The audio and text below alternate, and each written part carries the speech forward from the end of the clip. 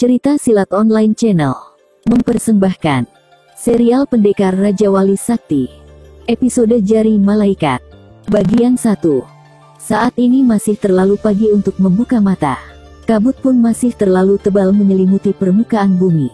Cahaya matahari yang menyemburat merah jingga di balik gunung Bekasan seakan-akan tak sanggup menembus kabut yang menggumpal, menutupi puncak gunung itu.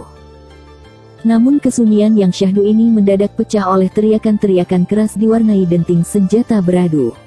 Sesekali terdengar ledakan dahsyat menggelegar bagai guntur membelah angkasa. Suara-suara itu jelas datang dari puncak gunung Bekasan.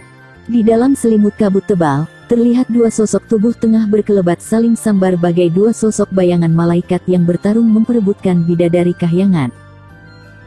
Dua bayangan putih dan biru itu berkelebat cepat saling sambar di antara kelebatan kabut tebal, pepohonan, semak, dan bebatuan sekitar tempat pertarungan itu sudah porak-poranda bagai abis diamuk ribuan gajah yang marah akibat ruang lingkupnya tergusur keserakahan manusia.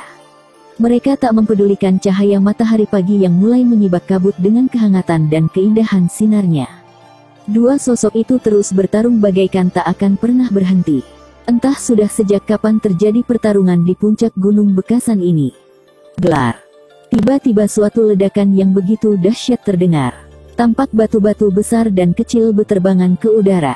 Pepohonan bertumbangan, tanah terbongkar menimbulkan awan debu tebal. Seakan-akan gunung Bekasan tengah murka. Namun yang terjadi sebenarnya, orang yang mengenakan baju putih telah melepaskan satu ajian sangat dahsyat. Akibatnya, gunung yang biasanya tenang itu seperti meletus. Begitu dahsyatnya, hingga daerah sekitarnya bergetar seperti terjadi gempa dahsyat. Hahaha. Terdengar tawa terbahak-bahak dari seorang laki-laki muda berusia sekitar 30 tahun yang mengenakan baju putih ketat kotor berdebu.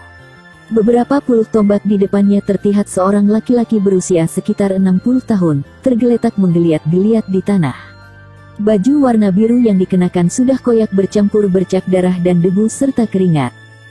Kuakui ketangguhanmu, pendekar bayangan dewa. Tapi itu belum cukup untuk bisa menandingiku. Hahaha. Laki-laki muda berbaju putih ketat itu kembali tertawa tergelak-gelak.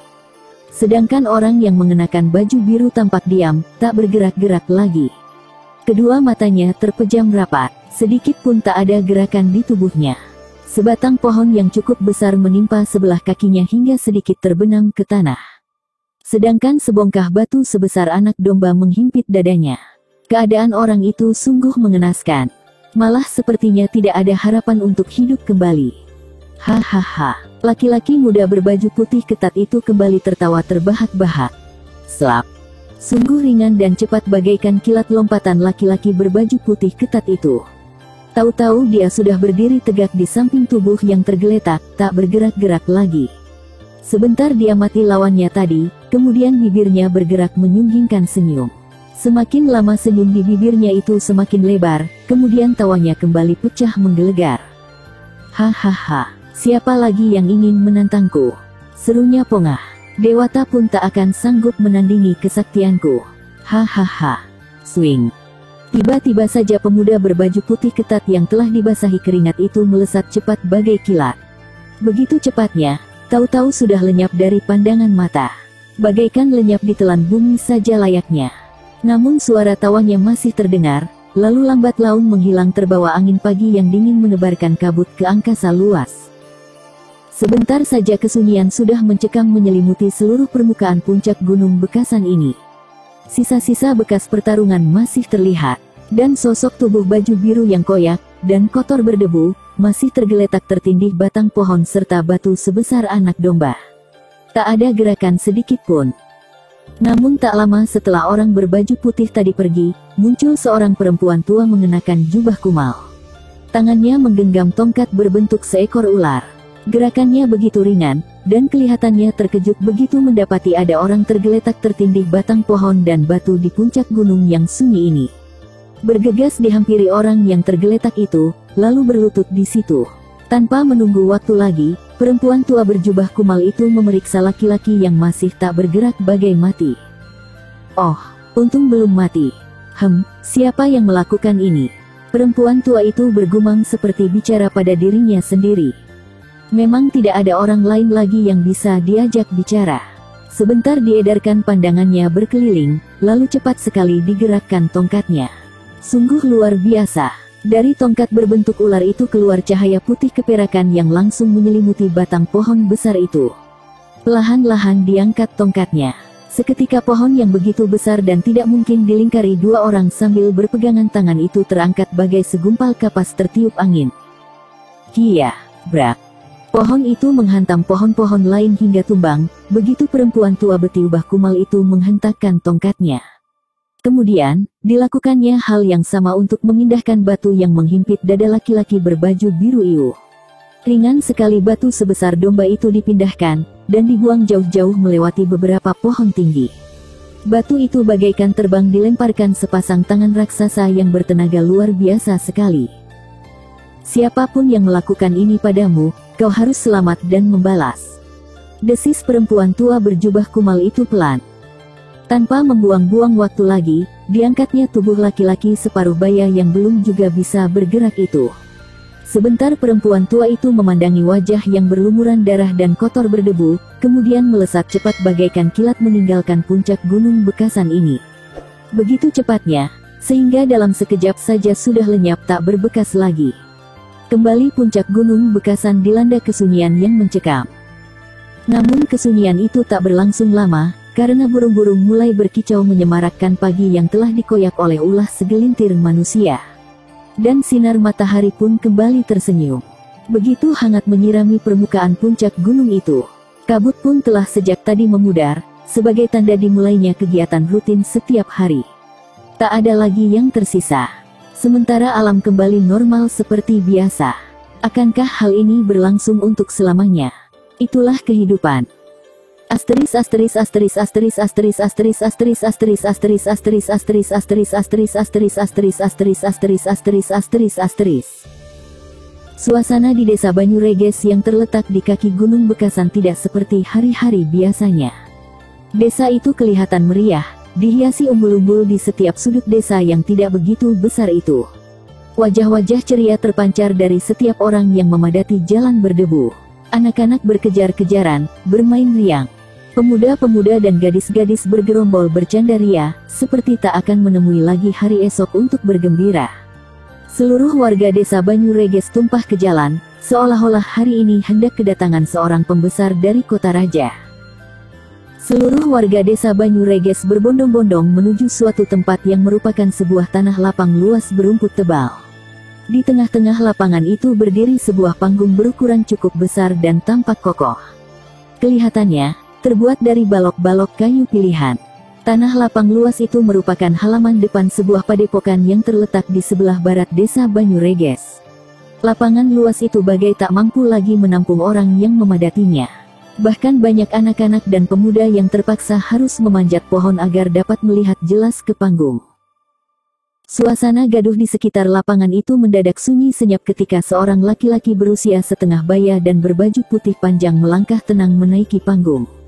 Di belakangnya ikut melangkah dua orang anak muda berwajah tampan.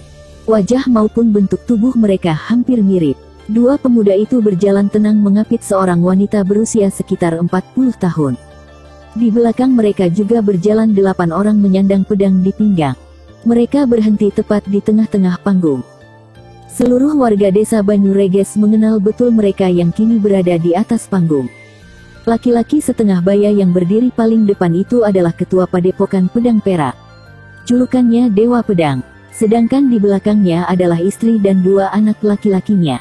8 orang yang berdiri di belakang mereka adalah para ketua cabang Padepokan Pedang Perak yang tersebar di 8 penjuru mata angin. Terima kasih atas kedatangan saudara-saudaraku semua dalam acara tahunan memperingati berdirinya Padepokan Pedang Perak yang ke-21, ucap Dewa Pedang. Suaranya terdengar dalam dan berwibawa. Semua yang hadir terdiam mendengarkan. Tak ada seorang pun yang membuka mulut untuk menyela. Seluruh perhatian mereka tertumpah ke atas panggung. Seperti tahun-tahun yang lalu, dalam peringatan ini, Padepokan Pedang Perak mencari pemuda-pemuda berkemauan keras untuk ditempa menjadi seorang pendekar sejati, sambung Dewa Pedang. Sorak-sorak bergemuruh menyambut pengumuman yang memang sedang dinanti-nantikan itu.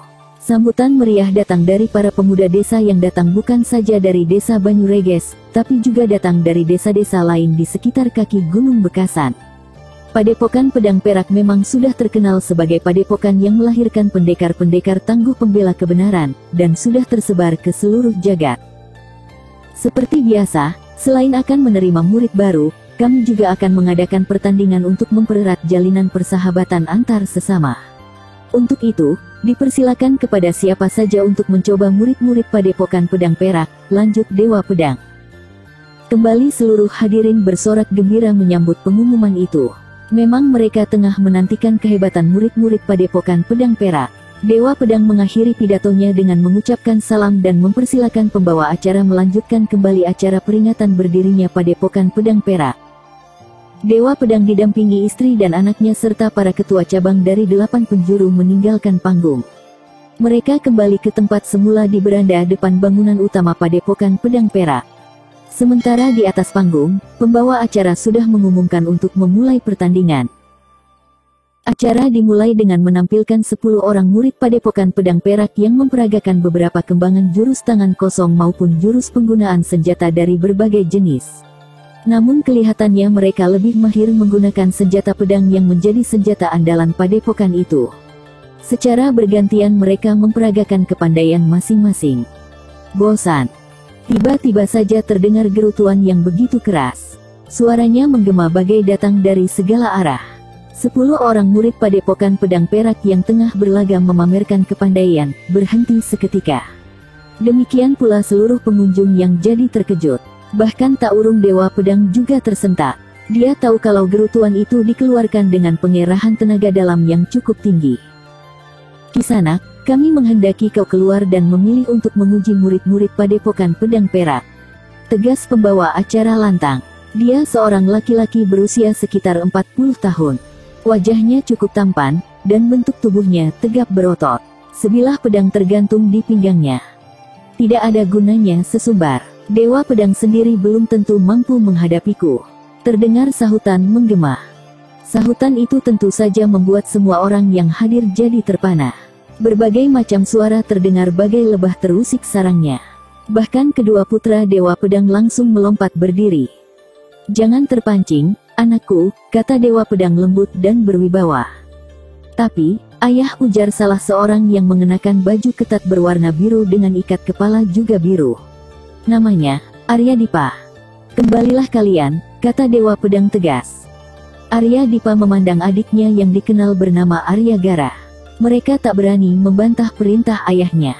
Sambil menahan geram, kedua anak muda itu kembali ke tempatnya masing-masing. Dewa Pedang bangkit berdiri. Tangan kanannya menggeser gagang pedang yang tergantung di pinggang. Wajahnya begitu tenang. Sinar matanya yang bening merayapi sekitarnya. Aku tahu di mana kau, Kisanak. Keluarlah. Lantang dan sangat berwibawa suara Dewa Pedang. Hahaha. Terdengar suara tawa menggelegar. Belum lagi hilang suara itu, mendadak berkelebat sebuah bayangan hitam dari kerumunan pengunjung yang memadati lapangan itu. Dan tahu-tahu, di atas panggung sudah berdiri seorang laki-laki berusia lanjut mengenakan baju panjang berwarna hitam pekat. Pada bagian dadanya, terdapat gambar kepala tengkorak manusia. Di tangannya tergenggam 2 buah kapak berukuran besar. Di tiap ujung tangkai kapak, terdapat seuntai rantai cukup panjang yang menyatu dengan pergelangan tangan. Kapak maut, desis Dewa Pedang mengenali laki-laki tua yang kini berdiri tegak di atas panggung. 10 orang murid Padepokan Pedang Perak yang tadi berlagak mempertunjukkan keahliannya, bergegas turun dari atas panggung. Kini di atas panggung hanya ada si kapak maut yang berdiri bersikap angkuh menantang. Satu kehormatan balku kau bersedia hadir di Padepokan Pedang Perak, kapak maut, sambut Dewa Pedang ramah. Tidak perlu basa-basi, Dewa Pedang. Aku datang khusus hendak menantangmu. Lantang suara si kapak maut. Ayah, Arya Dipa berdiri. Dia tidak tahan lagi mendengar kepongahan si kapak maut. Tapi Dewa Pedang sudah memberinya isyarat agar putranya tetap tenang di tempatnya. Istri Dewa Pedang yang bernama Dewi Ratih menarik tangan putranya agar duduk kembali. Arya Dipa terpaksa mengikuti perintah dan isyarat itu, namun wajahnya menyimpan geram. Dewi Ratih sendiri sebenarnya seorang pendekar wanita yang berjuluk Dewi Selendang Sakti. Saudaraku, Dewa Pedang, izinkan aku memberi pelajaran manusia tak tahu adat itu. Tiba-tiba salah seorang wakil dari cabang Padepokan Pedang Perak, bangkit berdiri seraya menjura memberi hormat. Dewa Pedang memandang laki-laki berusia sekitar 50 tahun itu. Bibirnya tersenyum, seraya menganggukkan kepalanya. Sebagai seorang pemimpin besar sebuah padepokan, tidak layak kalau melarang seorang ketua cabang untuk mengusir seorang pengacau seperti si kapak maut itu. Terima kasih, saudaraku. Hati-hatilah, Dharma Surya. Dia sangat licik dan kejam, ujar Dewa Pedang memberitahu. Dharma Surya menjura memberi hormat sekali lagi, kemudian melompat ke atas panggung. Begitu indah dan ringan sekali gerakan lompatannya. Tak bersuara sedikit pun. Bahkan saat kaki menapak papan panggung, seperti kapas saja layaknya. Hehehe, bodoh sekali kau mengirim monyet busuk tiada guna padaku, Dewa Pedang. Ejek kapak maut meremehkan. Beri sedikit pelajaran beberapa jurus kepadaku, kapak maut, kata Dharma Surya masih bersikap sopan. Sebaiknya kau mundur saja, monyet jelek. Bentak kapak maut tak memandang sebelah mata pun pada calon lawannya. Aku akan mundur jika kau bersedia turun dari panggung ini. Tegas jawaban Dharma Surya. Geram juga hatinya diejek sedemikian rupa. Wah, rupanya kau sudah bosan hidup, heh. Mungkin aku akan mati di sini. Tapi, aku akan puas bila mati di tangan seorang tokoh dikdaya berjiwa besar. Bukan di tangan pengacau busuk sepertimu yang merusak kesucian suatu acara. Kata-kata Dharma Surya yang begitu tenang, mampu juga membuat air muka kapak maut berubah merah kehitaman. Mulutnya mengumpat dan menyemburkan ludahnya karena menahan marah. Kurobek mulutmu, monyet, kiaat. Kapak maut tidak bisa lagi memendam amarahnya. Dia langsung melompat menerjang Dharma Surya sambil melontarkan kapak besar yang berada di tangan kanannya. Hap. Bersambung ke Jari Malaikat 2. Masih bersama cerita silat online channel. Jangan lupa like and subscribe, terima kasih.